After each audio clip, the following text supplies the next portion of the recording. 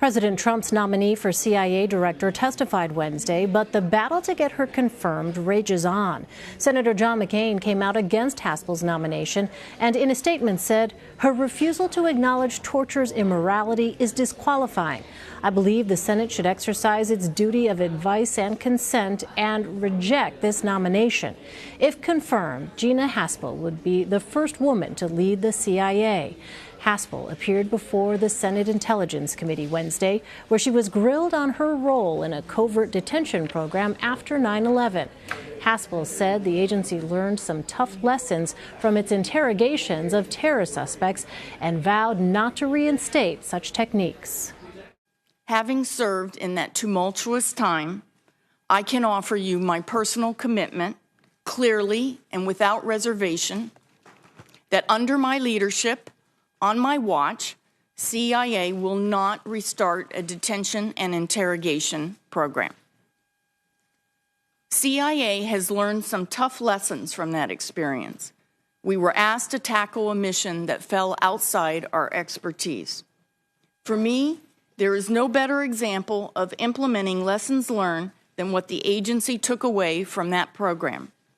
In retrospect, it is clear, as the Sisi Majority Report concluded, that CIA was not prepared to conduct a detention and interrogation program. Joining me now is CBS News intelligence reporter and producer Olivia Gazis. Senator John McCain, Olivia, came out against Haspel's nomination Wednesday. What effect will that have on her chances?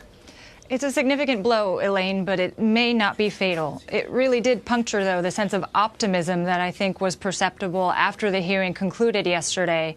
And two key senators came out in support of Haspel. That is Joe Manchin, the Democrat from West Virginia, and Susan Collins from Maine, who was a Republican but had voiced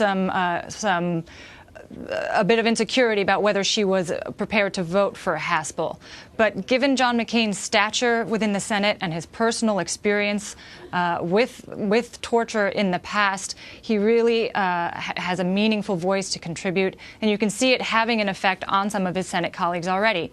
Senator Jeff Flake, his colleague from Arizona today, said he's still undecided on Haspel's nomination, and that Senator McCain's statement has a lot of weight for him and for plenty of others. Given the thin margin that Haspel is facing, there's really not a lot of other senators she can lose. If she loses any other Republicans, she's going to have to win some Democrats to her side, which will be tough. Well, Olivia, other senators like Ron Wyden and Martin Heinrich are a no. What are their concerns?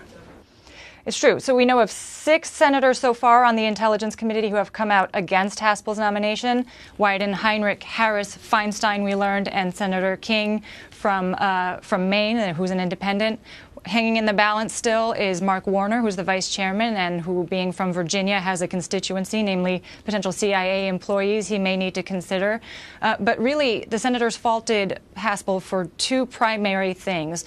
One, that the CIA engaged in what they called selective declassification, offering only favorable information about her highly classified background that prevented them from having a really honest and open narrative in public about Haspel's involvement with enhanced interrogation.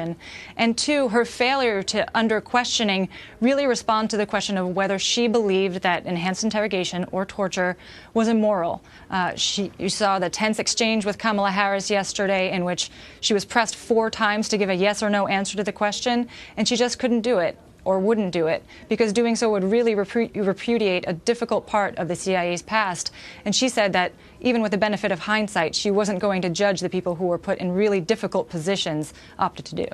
And we know, Olivia, the CIA destroyed tapes relating to the interrogation of detainees. Remind us, what was Gina Haspel's role in that action? We knew a few things going into the hearing yesterday, but we got some more details coming out of it. We knew that Gina Haspel was chief of staff to Jose Rodriguez, who was the head of the clandestine service at the time.